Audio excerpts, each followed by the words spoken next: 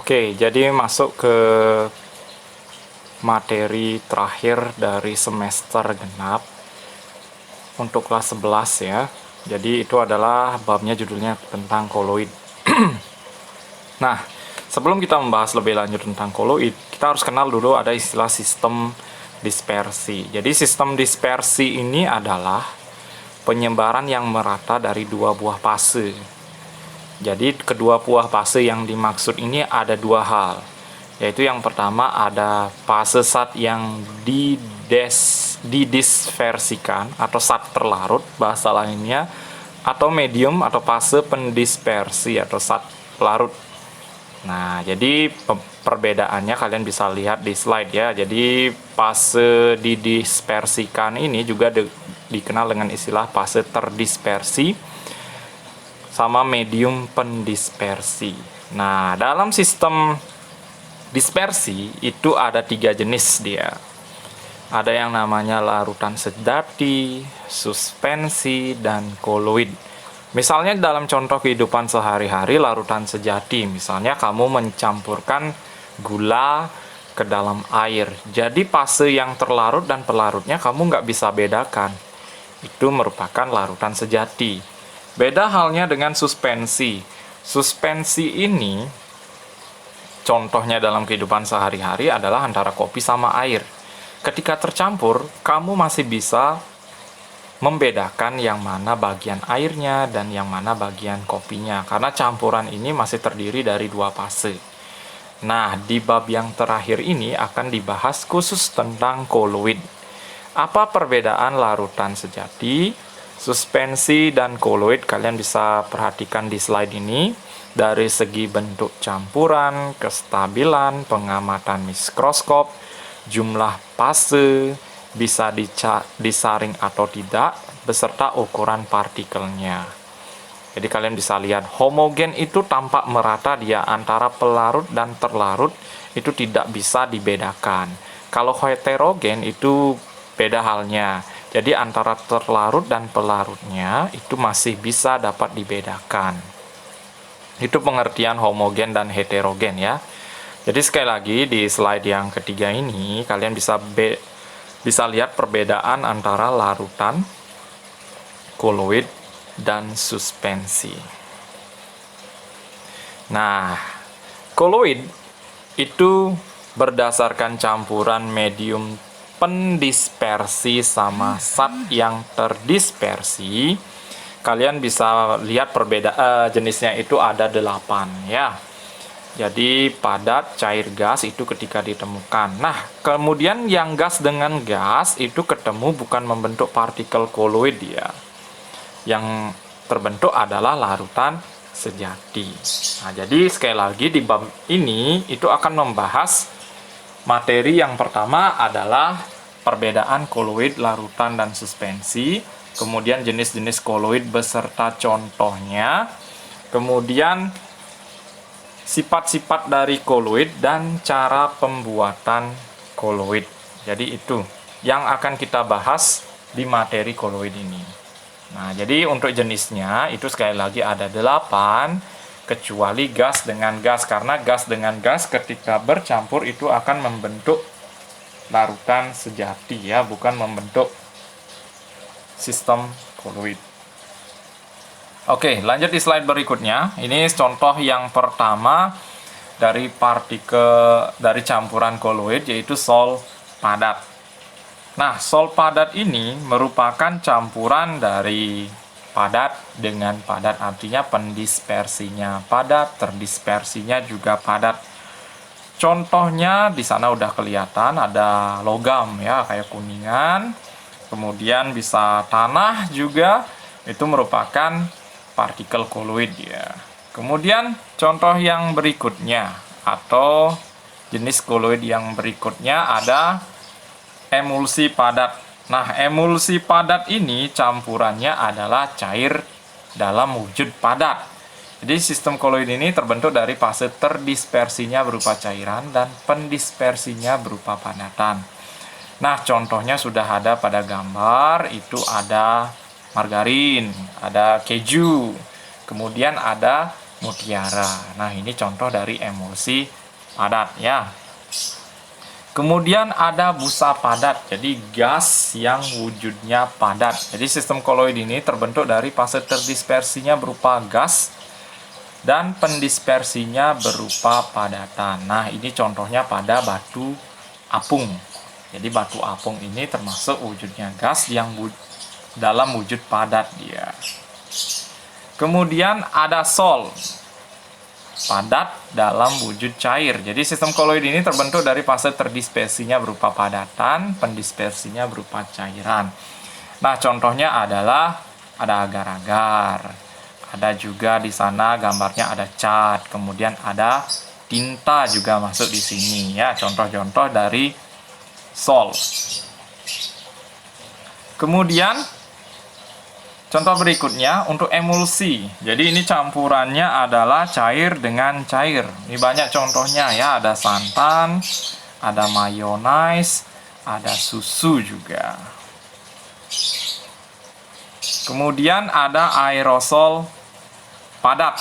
Nah, aerosol padat ini merupakan padat yang dalam wujud gas. Nah, sistem koloid ini terbentuk dari fase terdispersinya adalah padatan, pendispersinya adalah gas. Nah, ini contohnya banyak ya, ada asap, kemudian ada debu. Jadi ini masuk ke contoh dari aerosol padat. Oke, jadi silakan perhatikan contoh-contohnya dari partikel koloid ya. Oke, contoh koloid yang berikutnya adalah aerosol cair sama buih. Jadi aerosol cair ini adalah sistem koloid di mana terbentuknya dari fase terdispersinya berupa cairan dan medium pendispersinya adalah gas. Jadi sebenarnya dia cair, tapi wujudnya itu adalah gas. Nah, contoh dalam kehidupan sehari-hari itu adalah awan sama kabut ya. Kemudian contoh koloid yang terakhir itu adalah buih. Jadi sistem koloid ini terbentuk dari fase terdispersinya berupa padat dan medium pendispersinya berupa gas. Nah, biasanya contohnya ini adalah buih sabun biasanya, atau busa sabun ya. Kemudian, apa saja sifat-sifat koloid? Jadi, sifat koloid yang pertama yang akan kita bahas adalah gerak Brown. Gerak Brown ini bahasa sederhananya adalah gerak acak atau zigzag antara molekul koloid. Jadi, sekali lagi, molekul koloid itu terdiri dari dua fase dia, fase pendispersi dan fase terdispersi.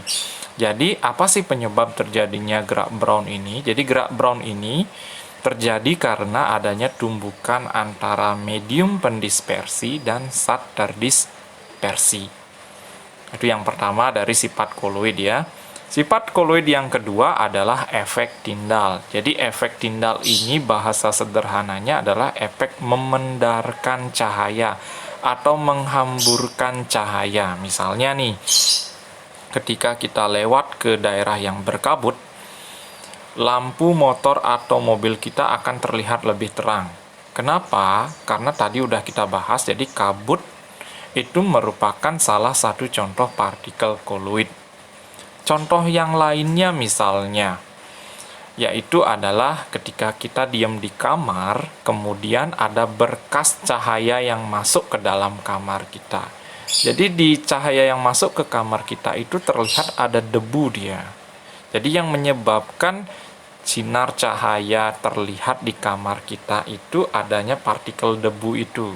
Jadi tadi udah kita bahas, partikel debu ini adalah partikel yang salah satu contoh partikel koloid.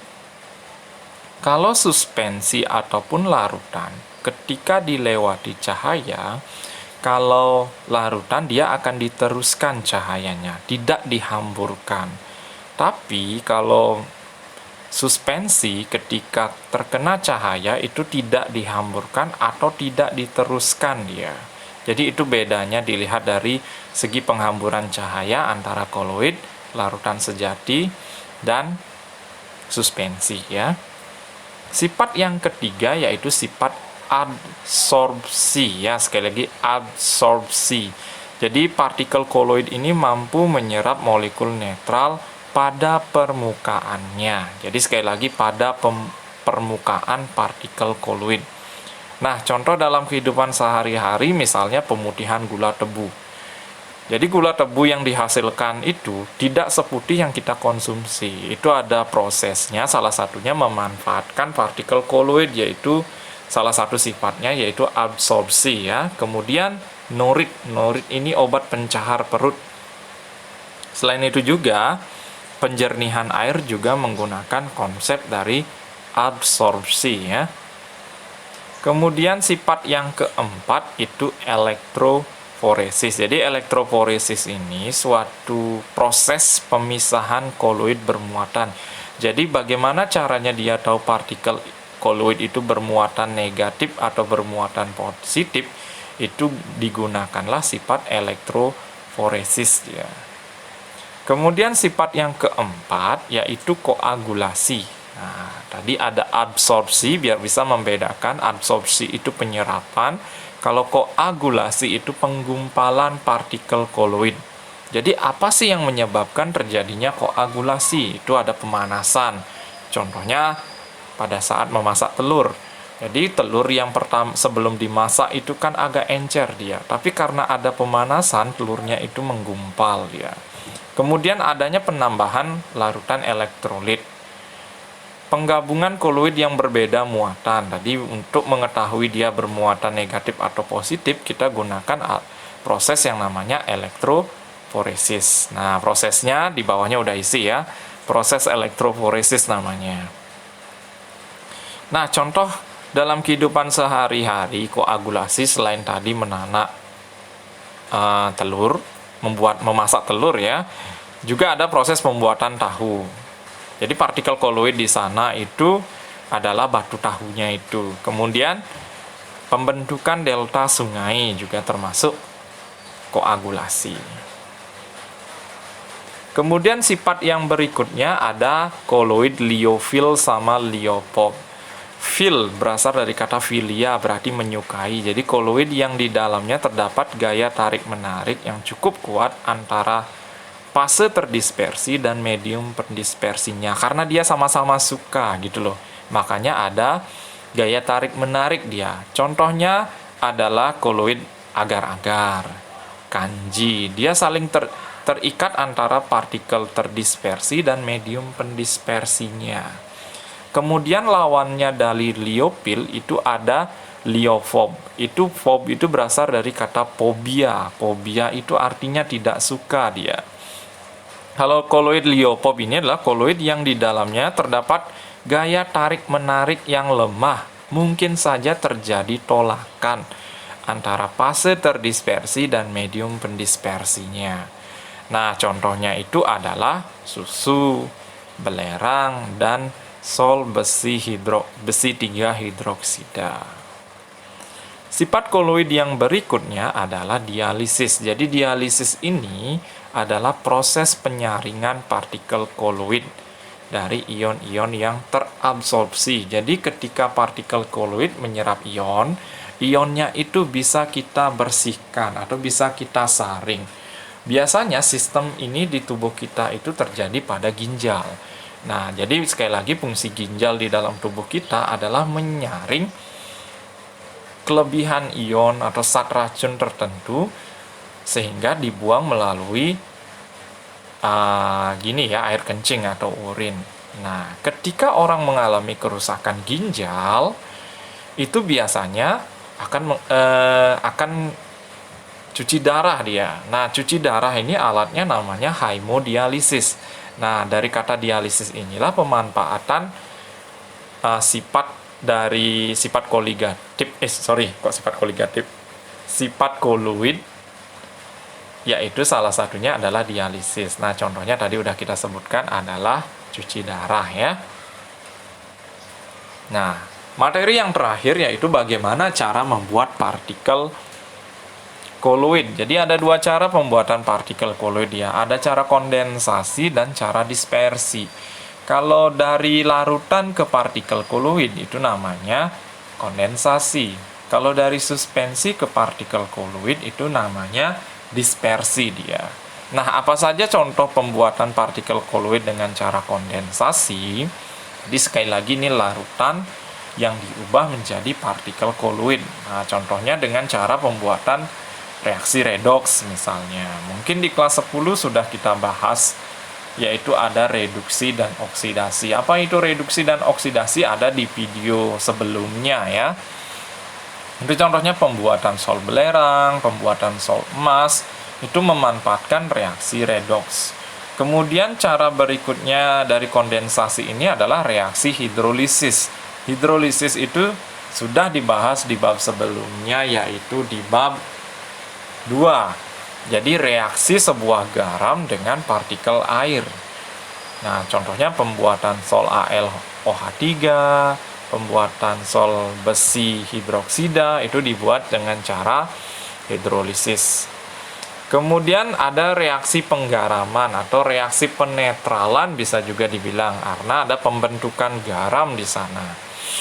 Oke, reaksinya kalian bisa lihat di slide. Kemudian proses penjenuhan larutan. Jadi larutan yang semulanya encer, kemudian dijenuhkan dia untuk membentuk partikel koloid. Nah, contohnya larutan jenuh kalium asetat dalam air ditambahkan alkohol akan membentuk koloid yang berupa gel. Nah, ini contoh-contoh cara pembuatan koloid dengan kondensasi. Kemudian cara yang kedua adalah cara dispersi.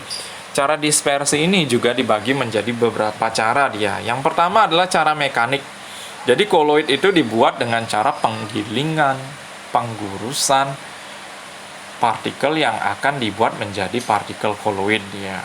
Kemudian cara yang kedua adalah busur braiding. Ini biasanya digunakan loncatan api listrik biasanya ya, pembuatan sol logam biasanya di sini. Kemudian cara yang ketiga itu ada cara peptisasi, yaitu endapan yang diubah menjadi partikel koloid dengan zat bantuan itu pempeptisasi atau zat pemecah. Kemudian ada homogenisasi. Jadi mirip dia dengan cara mekanik tadi penggerusan atau penggilingan, tapi di sini bedanya dengan alat yang namanya homogenizer namanya. Oke, jadi sekian materi dari koloid ya, bab terakhir dari kelas 11 semester genap. Tadi kita simpulkan bahwa di materi koloid ini akan ada 4 materi yang akan dibahas. Yang pertama itu adalah perbedaan koloid, suspensi, dan larutan sejati. Kemudian yang kedua adalah jenis-jenis partikel koloid beserta contohnya dalam kehidupan sehari-hari. Kemudian ada sifat-sifat dari partikel koloid mulai dari Brown sampai dialisis. Kemudian yang terakhir yaitu adalah cara pembuatan partikel koloid. Jadi sekian penjelasan dari materi koloid ya.